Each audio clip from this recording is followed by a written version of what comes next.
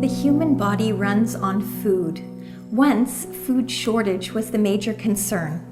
After the Second World War, technological advances in food production led to a new era that was characterized by an overabundance of inexpensive food and relatively little physical activity. In the decades that followed, other sociocultural shifts continued to contribute to the changing way we ate. Women who had previously controlled most of the average family's food preparation now entered the workforce in significant numbers, and the processed food industry began to capitalize on our need for fast, convenient food. This meant that fewer meals were being cooked at home, and since convenience foods were generally higher in calories than home-cooked meals, the average person's caloric intake increased dramatically.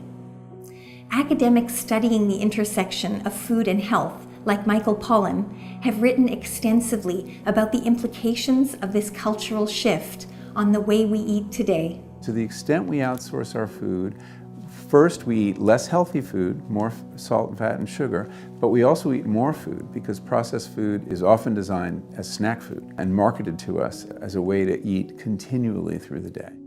The changes in the way we as a society ate led to the emergence of obesity as a recognized chronic disease with well-defined health consequences. And medical recommendations were made to try and address this growing health crisis. In the second half of the 20th century, a lot of attention was focused on reducing saturated fat and total fat in our diets. And the processed food industry responded by giving us what we wanted.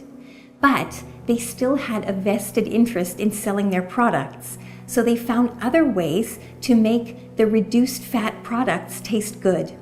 One way they did this was by adding significantly more sugar and other forms of sugar like corn syrup to almost everything we ate. This not only made the reduced fat foods more appealing, but it also increased their shelf life. So the food industry had a huge incentive to add corn syrup and other sweeteners to packaged foods. The resulting increase in our intake of simple sugars fueled our modern epidemics of obesity and diabetes. These shifts in our food consumption patterns have led us to a point in history where a physiological adaptation, our ability to store energy as fat, has become maladaptive. The balance between food availability and energy expenditure has been disrupted, and it's left us with an exponential increase in the incidence of obesity over the past 60 years, an epidemic that the World Health Organization has labeled a worldwide public health crisis.